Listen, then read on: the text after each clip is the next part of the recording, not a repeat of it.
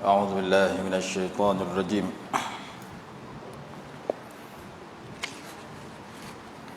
بسم الله الرحمن الرحيم.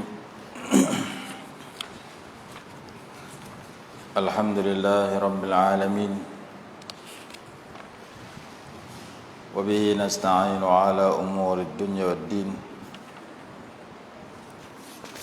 والصلاة والسلام على سيدنا ومولانا محمد أشرف الأنبياء والمرسلين،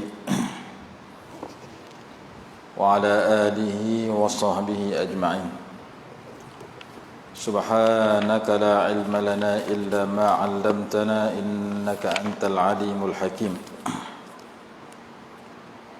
رب اشرح لي صدري ويسر لي أمري واحلل عقدة من لساني يفقه قولي. ولا حول ولا قوة إلا بالله العلي العظيم. Amma ba'du. Hari ini kita masuk beberapa ayat Quran tentang sifat-sifat orang yang bertakwa. Pertama sekali ayat di awal surah Al-Baqarah ayat 1 sehingga 5. Alif Lam Mim dzalikal kitabu la raiba fihi hudan lil muttaqin. Al-Quran ini yang tidak ada keraguan padanya merupakan petunjuk bagi orang-orang yang bertakwa. Jadi awal-awal surah Al-Baqarah sudah menyenaraikan beberapa sifat orang-orang yang bertakwa. Sifat yang pertama, beriman dengan perkara yang dia tidak nampak, iaitu perkara gaib. Allah Subhanahu wa taala kita tak nampak, jin, syaitan yang menjadi musuh kita tak nampak. Para malaikat kita tak nampak. Nikmat dalam kubur, azab dalam kubur kita tak nampak. Syurga neraka kita tak nampak. Banyak kita tak nampak. Arash atas langit kita tak nampak.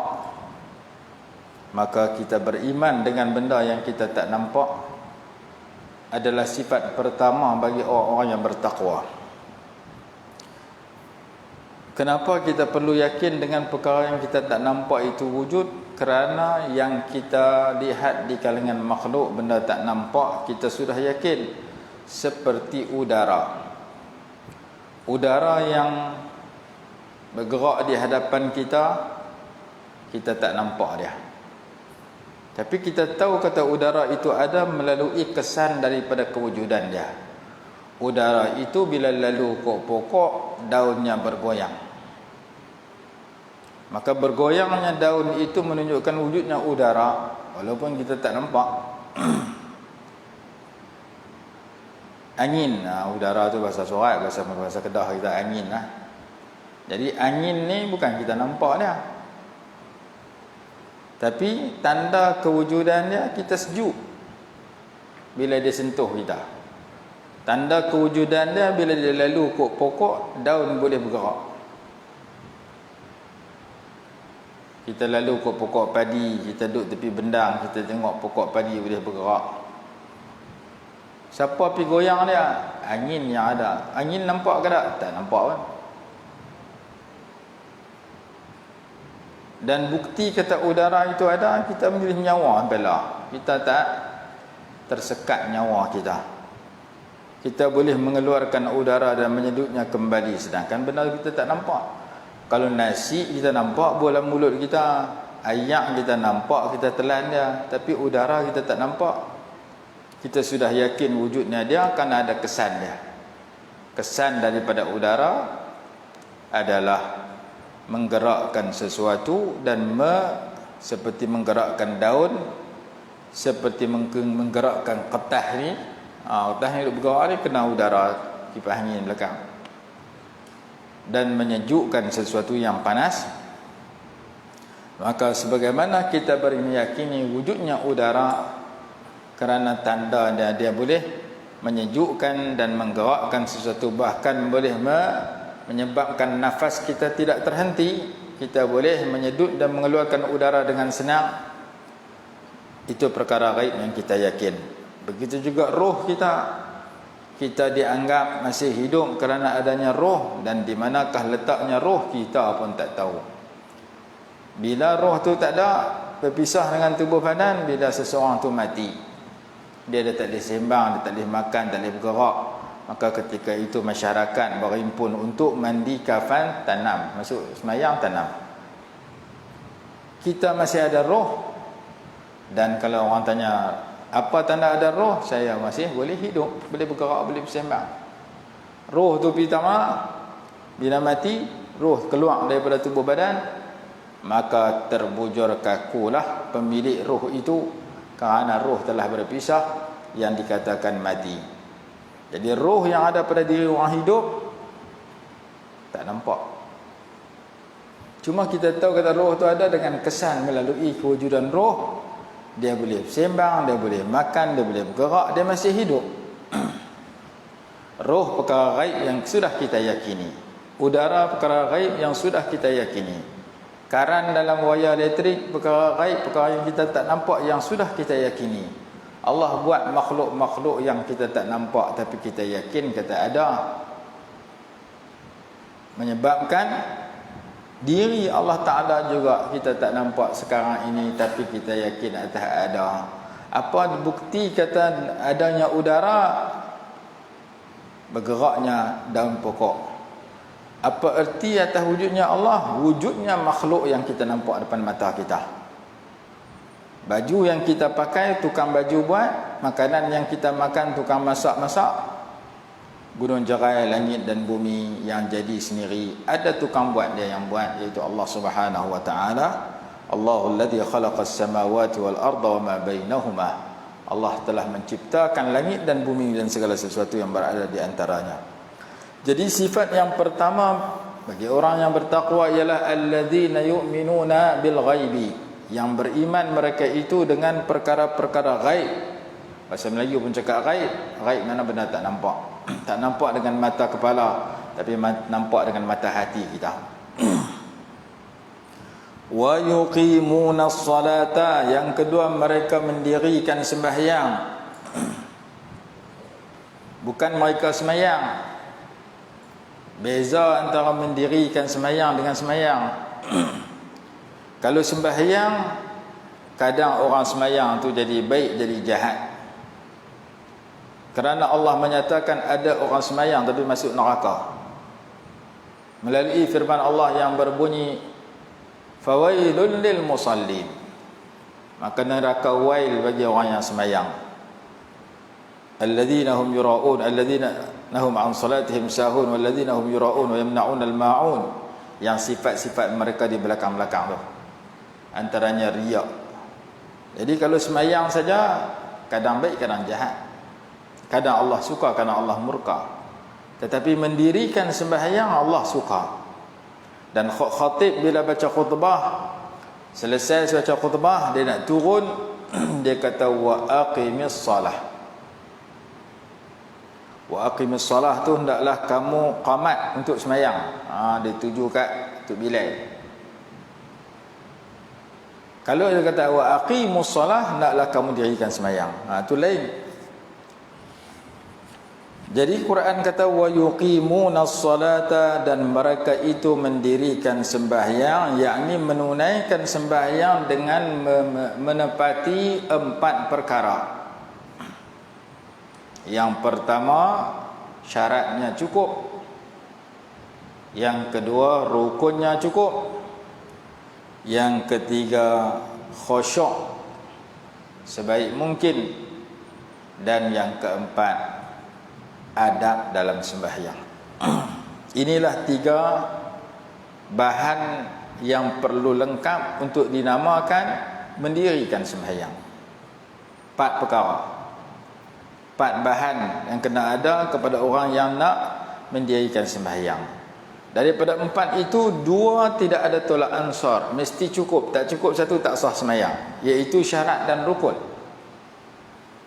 Syarat dia kena ada wudu, bersih daripada najis, bersih daripada hadas kecil, bersih daripada hadas besar, kena tutup aurat, kena menghadap kiblat dan sebagainya. Syarat dengan rukun. Syarat ni benda kena ada sebelum semayang dan kena kekal sampai habis semayang. Rukun kena ada tengah semayang tu. Jadi semayang ni mula dengan takbiratul ihram, berakhir dengan salam. Rukun daripada takbiratul ihram sampai salam kena ada cukup 13. Syarat sebelum takbiratul ihram tu kena ada dan tak boleh batal, tak boleh dihapuskan melainkan setelah selesai semayang. Contohnya ialah berwuduk.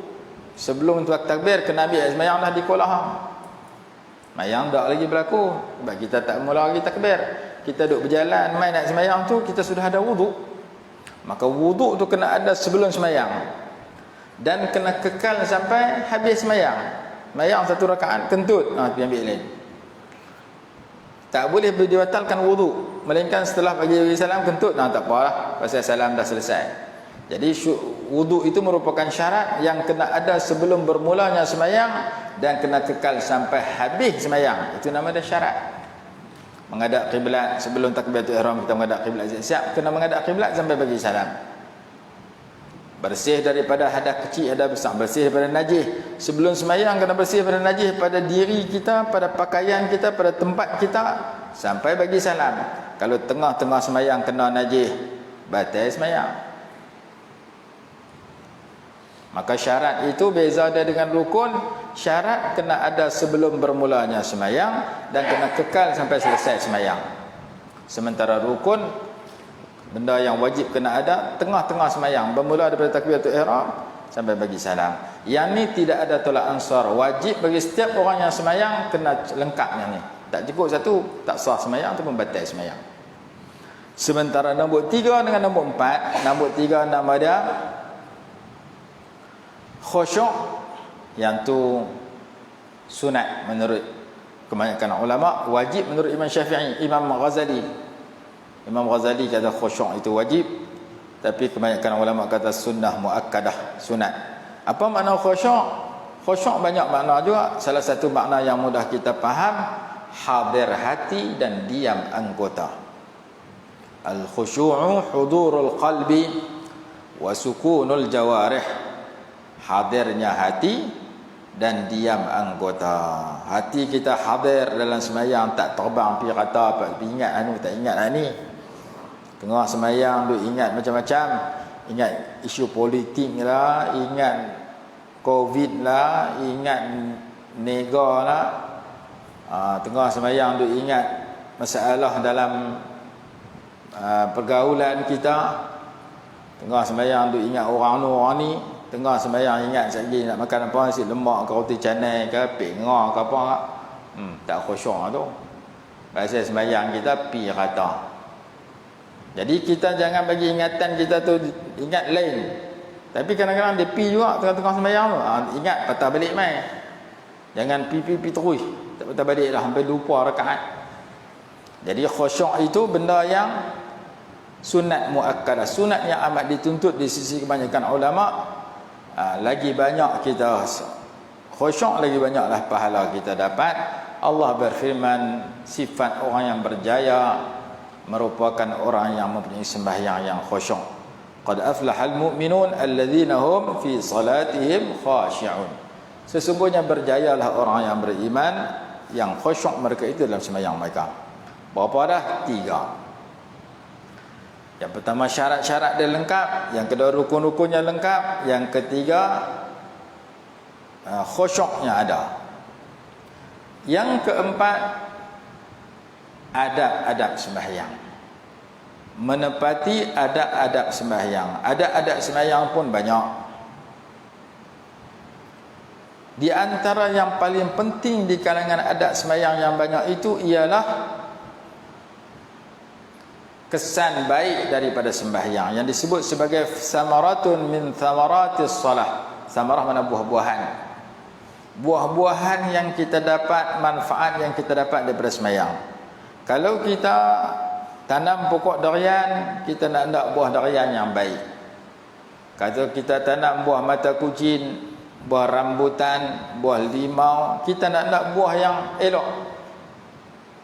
Kalau dekat tanam pokok buah tak pernah jadi, kita tebang pokok tu. Pasal kita tanam pokok yang berbuah, bukan pokok nak hias. Macam pokok apa orang panggil tu, pokok bunga jenis hias. Bukan jenis pokok bunga. Pokok bunga kita nak bunga. Pokok yang hias mahal yang dia jual, Cina-Cina suka. Yang tu nak bagi elok ya, bukan nak buah. Tapi kalau kita tanam pokok nak buah, pokok mempelam, bukan nak bagi elok batang pelam dengan daun pelam tu. Kita tanam pokok durian, bukan nak tayang ke orang perdu durian tu, tapi kita nak buah durian yang baik, buah pelam yang baik. Kita tanam harum manis, tentu keluar harum masam. Kita tak mau buah ni pasal masam. Maka kita taruh duk masam itu, tak kitalah kali kita buang. Aku nak buah yang manis. Maka seperti mana kita tanam buah-buah pokok-pokok buah, kita nak buah yang baik, maka orang yang semayang pun nak buah yang baik daripada semayang itu. Apakah buah yang baik daripada semayang itu? Buah yang baik ialah orang yang bersembahyang itu berubah menjadi orang yang menjauhi perkara yang dilarang oleh Allah. Berdasarkan firman Allah dalam suratul Ankabut, innas salata tanha 'anil fahsya'i wal munkar. Surah Al-Ankabut ayat berapa ni? Ayat 49 ke ayat berapa? Tengok lain ayat berapa. Innas salata, Al-Ankabut mana labah-labah, surah labah-labah. Innas salata, sesungguhnya sembahyang itu, tanha, melarang, anil fahsya, daripada perkara keji, wal munkar, dan perkara mungkar. Kalau kita duk semayang perkara keji kita tak tinggal, perkara mungkar kita duk buat, maka kita belum dapat buah yang baik daripada sembahyang kita. Seperti kita tanam pokok durian, tekak ada perdu dengan daun, buah tak jadi. Seperti kita tanam pokok mu'tan, ada pokok buah mu'tan tak mau jadi. Seperti orang tanam pokok padi, padi tak ada isi. Susah hati tuan benang pasal tanam pokok padi, isi tak ada, kulit tak ada. Pasal kena serangan. Bukan kena serangan jantung, kena serangan binatang. Macam-macam dia buh baja lah, dia buh racun, dia semua, dia buang rumput apa semua, tak tahu padi tak ada isi. Tujuan tanam pokok padi nak berah tu. Tiba-tiba ada kulit, tak ada isi. Kita akan usaha perbaik cara kita bercucuk tanam, cara kita tanam padi, kerana hasil daripada padi itu tak ada. Maka begitu juga orang yang semayang, hasil daripada semayang tak ada, kalau masih duduk terlibat dengan benda-benda jahat, benda-benda mungkar, benda-benda salah. Karena Allah Ta'ala kata, kalau betul kawan tu semayang, pasti perkara keji dan mungkar tidak dilakukan, karena semayang yang betul melarangnya daripada perkara keji dan mungkar. Seorang lelaki pergi mengadu kepada Nabi SAW, ya Rasulullah, si fulan itu semayang, tapi lepas semayang benda jahat dia tak tinggal. Maka Nabi SAW jawab, satanhahuhu salatuhu yawman ma. Kalau dia semayang tapi benda jahat dia duk buat juga, kalau dia terus semayang, satu masa sembahyang itu akan menegah kejahatan itu daripada diteruskan. Maksudnya kalau semayang dia jaga, dia tingkatkan, dia pelihara elok, dia faham makna dalam semayang, dia hayati pengakuan dia dalam sembahyang, sampai satu ketika dia akan sedar sembahyangnya itulah yang menghalang dia daripada benda-benda tak elok, dia akan berhenti pada masa tertentu. Tapi kalau sembahyang tak cukup atau tak sembahyang terus, payah nak jadi betul. Dengan Allah Ta'ala dia tak betul, dengan manusia dia kelentong hangit, dengan orang tak akan jadi elok, dengan bini dia, dengan anak dia, dengan jiran dia, dengan kawan dia, dengan bos dia. Tak mana dia pi, dia akan buat benda tak betul, kerana semayang dia tak betul.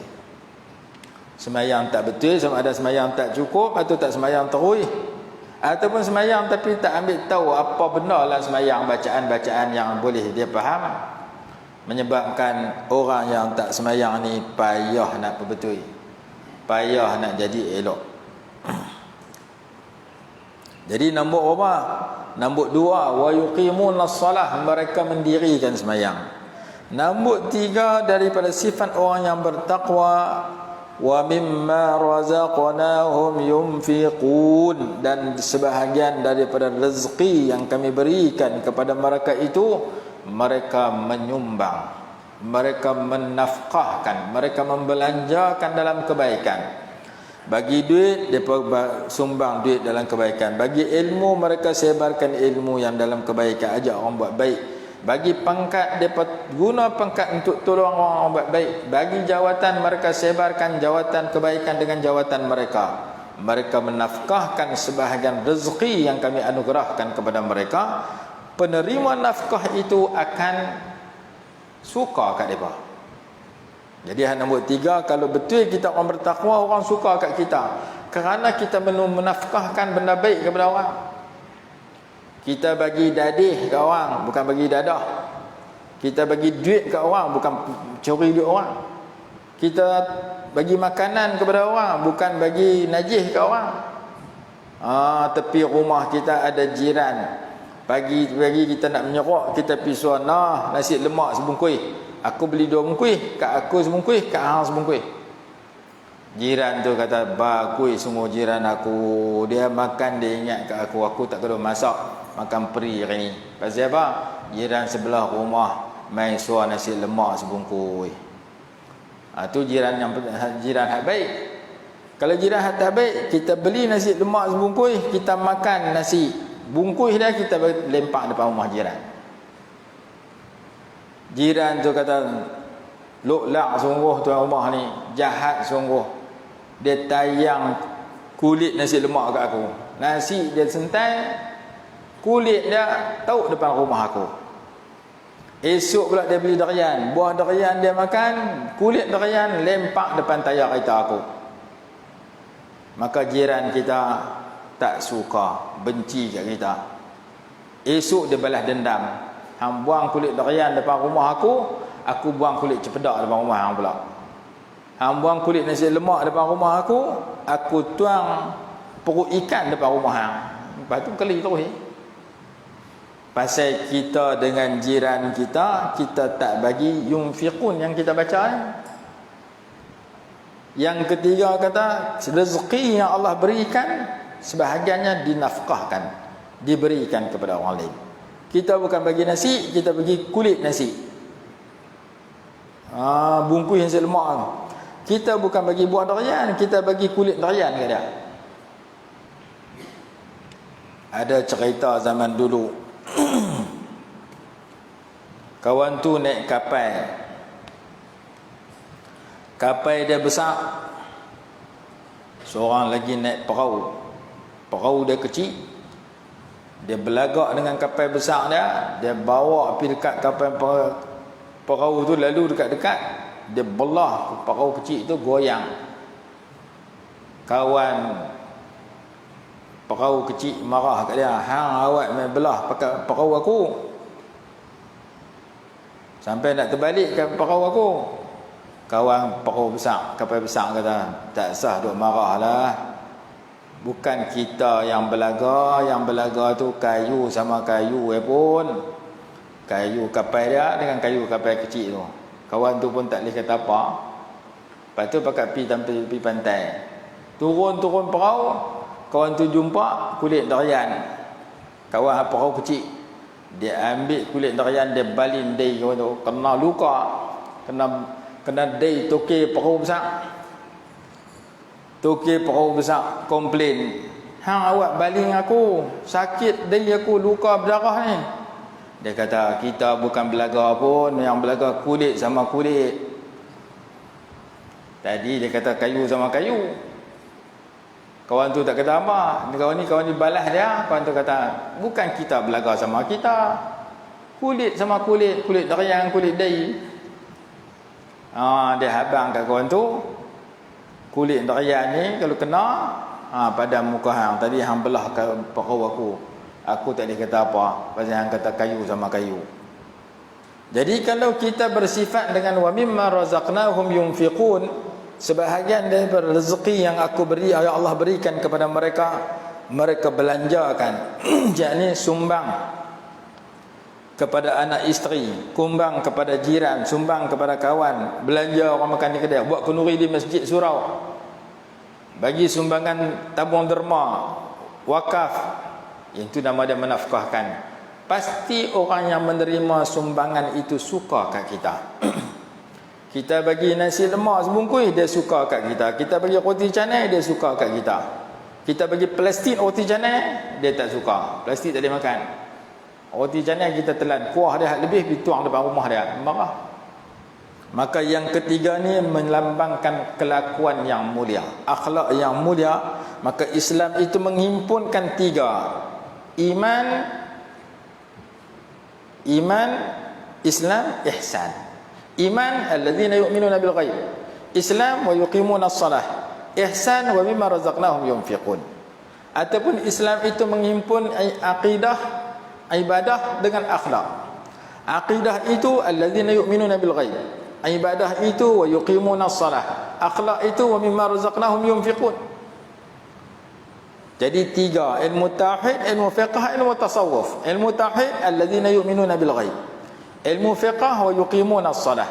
Ilmu tasawuf wa mimma razaqnahum yunfiqun. Jadi tiga ilmu fardu ain yang ulama kita kata kena belajar itu ada dalam ayat tiga sifat orang bertakwa di awal surah Al-Baqarah. Jadi yu'minun itu iman, nama dia tauhid, nama dia aqidah, nama dia iman. Wa yuqimuna as-salah, dan mendirikan sembahyang, nama dia fiqh, nama dia ibadah, nama dia syariah, nama dia amal ibadat. Dan wa mimma razaqnahum yunfiqun, nama dia akhlak, nama dia ihsan, nama dia ilmu tasawuf. Kerana berkelakuan yang menyebabkan Allah suka dan makhluk suka.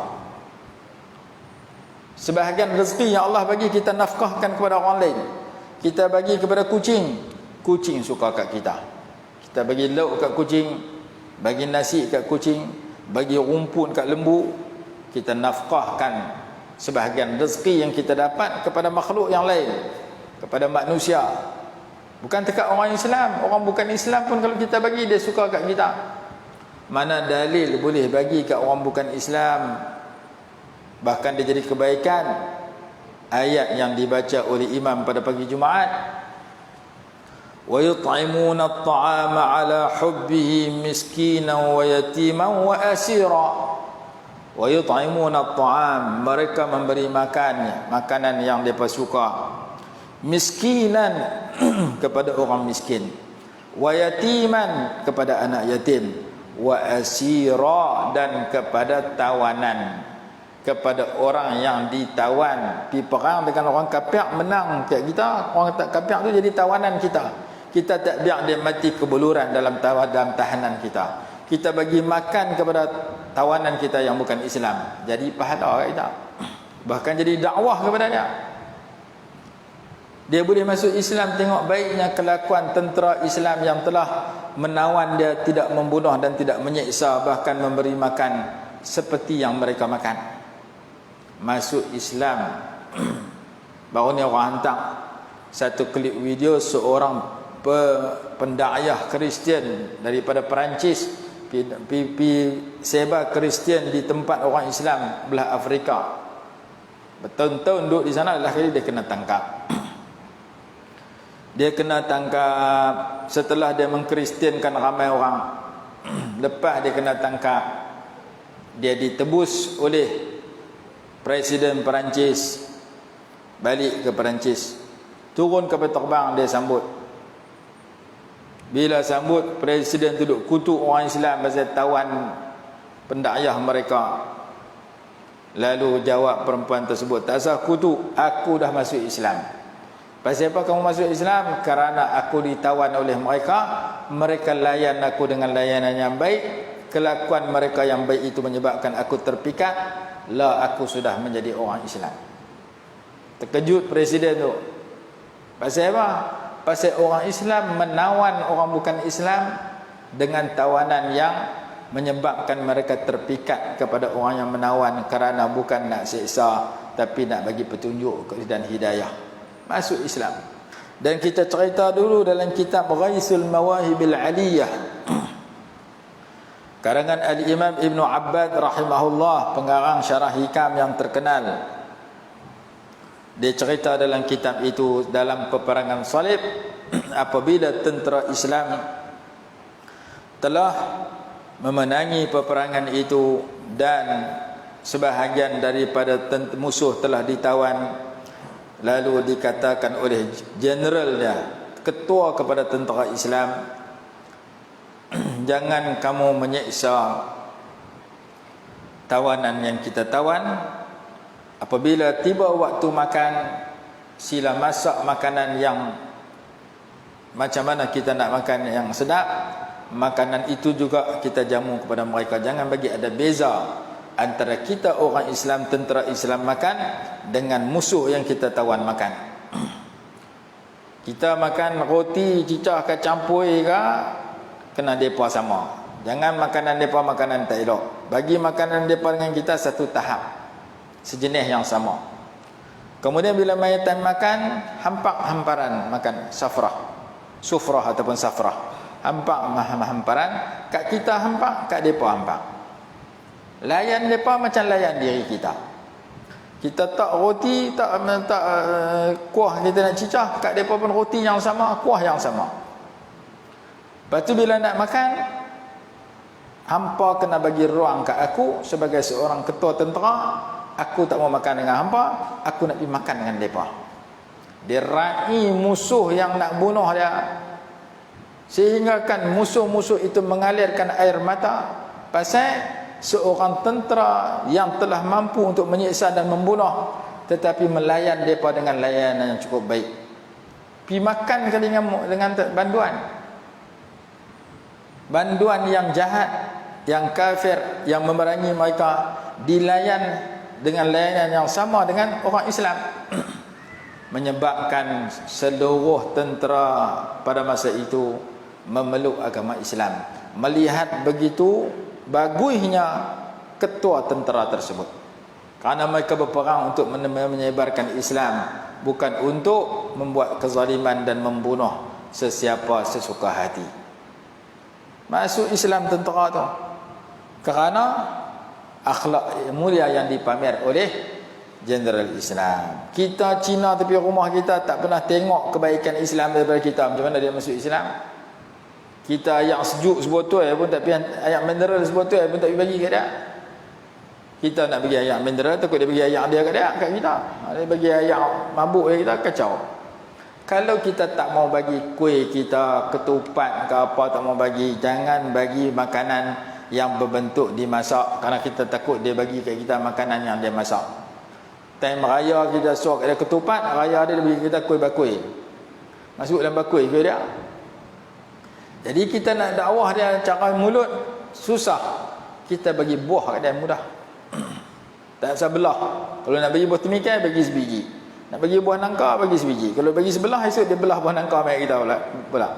Kita bagi buah limau, kita bagi buah pelam, kita bagi buah durian, sebiji-sebiji. Maka dia nampak, oh bagusnya jiran aku, pisang dia mai bagi kat aku, buah durian dia bagi kat aku, esok dia bagi buah balik kat kita. Kalau dia bagi kuih, kita kata minta maaf, kami orang Islam tak makan ni kuih-kuih yang orang lain buat. Tapi kalau bagi buah tak apa, kami makan. Tapi dia pun faham, dia bagi lagu tu. Sekurang-kurangnya dia nampak kita sudah memberi nafkah. Wa mimma razaqnahum yunfiqun tu kita sudah lakukan kepada diri dia, supaya dia nampak orang Islam ni tak benci kat aku, baik kelakuannya, supaya dia tersemat dalam hati dia, orang Islam bukan semua jahat, ada orang Islam yang cukup baik dengan aku. Maka kita sudah mempamerkan kelakuan yang baik dengan jiran kita yang Nabi SAW sarankan sedemikian. Nanti ada masa kita baca bagaimana Nabi SAW menghadapi jiran baginda yang tidak baik. Ada kisah jiran yang Yahudi dan sebagainya. Seterusnya Allah berfirman lagi setelah menceritakan 3 sifat orang yang bertakwa.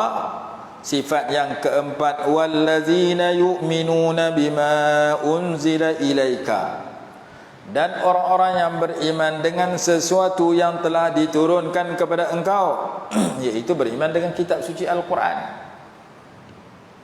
Yang kelima, wama unzila min qablika, dan sesuatu yang telah diturunkan sebelum engkau, kitab-kitab sebelum Quran, Taurat, Zabur, Injil dan suhuf-suhuf yang sebelum Quran. Yang keenam, wabil akhirati hum yuqinun, dan dengan akhirat mereka yakin. Mereka yakin akan berjumpa hari akhirat. Tanda orang yakin akan berjumpa hari akhirat ialah dia buat bekal ke arah akhirat. Kalau sadar buat pengumuman, diumumkan dengan ini, diumumkan dalam WhatsApp bahawa kawasan Gua Cepedak pada besok hari 28 hari bulan 12 akan tergendala bekalan air kerana kerja-kerja penyelenggaraan selama 1 hari, bermula daripada 10 pagi sampai 10 pagi esok. Kita dengar cerita Kok Guak ni esok sadar nak stop air pasal mereka nak tukar paip baru. Maka kita dah tahu dah, kalau aku tak simpan air, pakai tak mandi lah besok, pasal esok air paip akan berhenti sehari 24 jam. Maka hari ni kita tahan dah siap-siap, dalam tempayan ke, dalam kolah ke, dalam tuang deram ke, dalam timba ke, dalam botol ke, air yang kita nak guna pagi besok. Sebab pagi esok pukul 10 pagi air akan berhenti, setitik pun tak turun dah, nak keluar pula lusa 10 pagi. 24 jam mereka umum kata air tu nak dihentikan selama 24 jam, bermula 10 pagi esok sampai 10 pagi lusa. Maka kita nak masak nasi nak guna air, nak buat gulai nak guna air, nak masak sup nak guna air, nak mandi nak guna air. Kita kena tapih, kita kena tahan siap-siap air tu untuk bekalan kita guna masa kita tak boleh guna, air dah tak ada pada masa itu. Maka itu nama dia persediaan bertemu dengan hari yang kita yakin pada masa akan datang akan jadi semikian. Akhirat pun sama.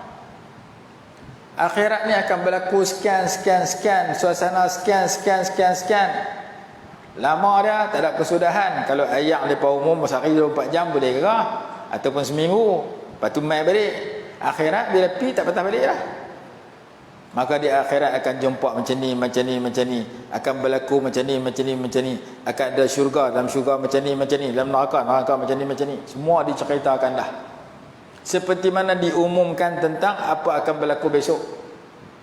Hari ini kita kata petang sagi nak pergi pekan Isnin tak mana tu sini belahian ke mana. Jabatan Kaji Cuaca kata sagi nak hujan pukul 10 pagi. Maka kita pergi pukul 9. Ataupun nak pergi pukul 10 juga, kita bawa payung siap-siap, kita bawa baju hujan siap-siap, biar lencun dalam pasal minggu tak apa. Pasal aku dah tahu Jabatan Kaji Cuaca dah habang apa akan berlaku, kita siap cara nak berjumpa dengan suasana itu. Akhirat pun sama. Allah dah cerita tentang akhirat. Kita yakin akhirat itu akan wujud walaupun tak jadi lagi.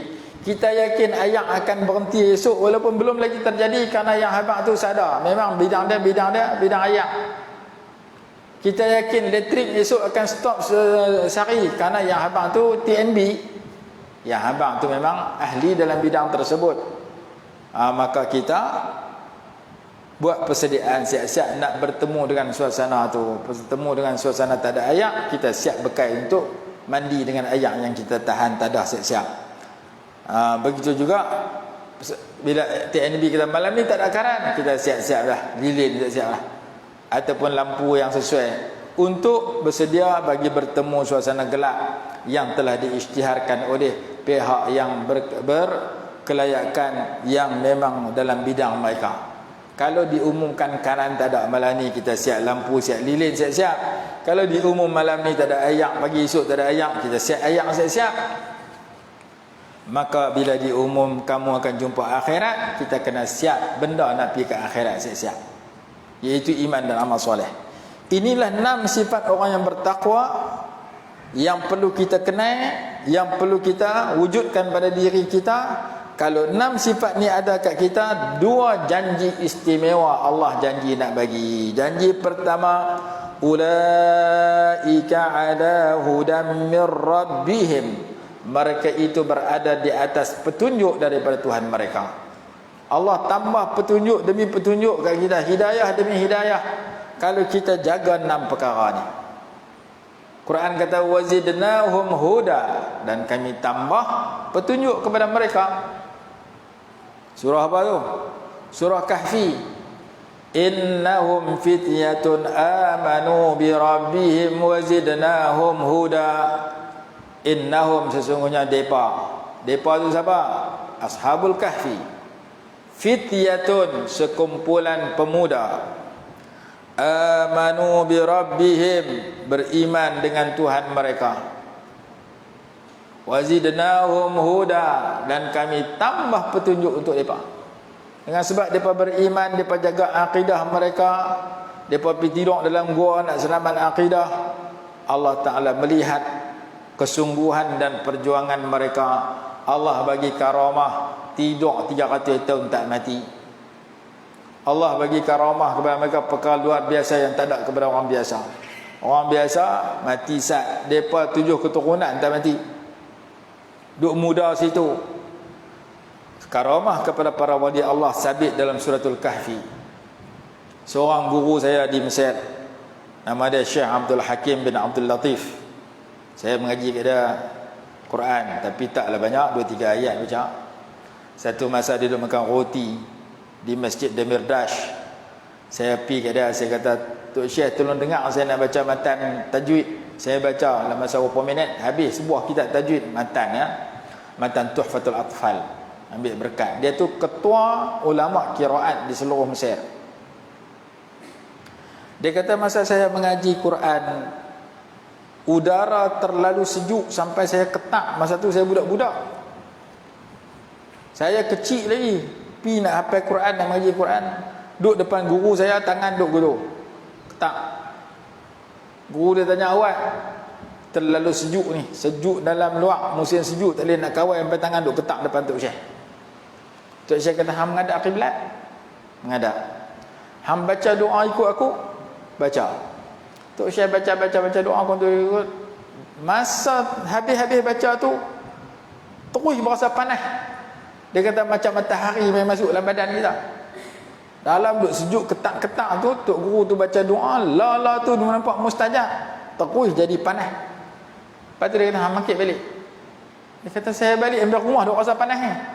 Dalam badan saya sejuk ketak, tok guru tu baca doa apa saya ikut, saya tak tulis doa tu. Nak abang kata guru saya tu Allah Ta'ala bagi dia doa mustajab. La tu Allah tunjuk karamah guru saya masa tu, doa dia Allah mustajab depan mata saya, dan saya yang sejuk ketak tak tahu nak abang bertukar jadi panas segar dalam keadaan orang lain sejuk. Allah Ta'ala tunjuk karamah doa mustajab depan mata saya, dan dia doa depan saya ikut, saya yang dapat benda tu. Sebab ahli Quran, mereka tu khatam Quran selalu, hafal Quran 10 qiraat. Siang malam duduk dengan Quran, mulut mereka berdoa, Allah mustajab la tu. Saya tengok depan mata saya, karamah Allah bagi kepada guru saya, dia doa depan mata saya ikut doa tu. Apa yang saya nak diam dan yang saya nak tak, saya ketak, dia nak tukar saya bagi jadi hilang panas, hilang sejuk kepada panas. La tu saya berasa panas macam musim panas. Daripada sejuk, hak ketak tadi hilang terus. Depan mata saya tengok, Allah bagi. Kemudian dia cerita, benda ni tak mustahil kerana Ashabul Kahfi telah ditunjuk dalam Quran. Bagaimana perkara luar biasa berlaku kepada mereka. Kerana mereka buat perkara yang Allah suruh, tinggal yang Allah larang. Bila mereka dapat sedemikian, bukan dekat dapat yang baik, tetapi wazidnahum huda, kami tambah petunjuk kepada mereka. Saya pun Allah tambah petunjuk kat saya melalui guru saya tunjuk kat saya.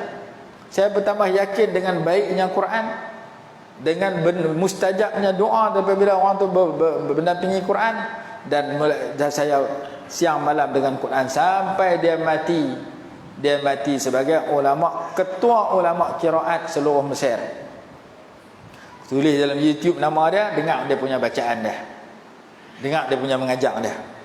Nama Syekh Abdul Hakim Abdul Latif rahimahullah taala, meninggal beberapa tahun yang lepas. Jadi Quran kata siapa yang bersifat dengan 6 sifat tadi, dia jaga, dia tingkatkan 6 sifat tadi.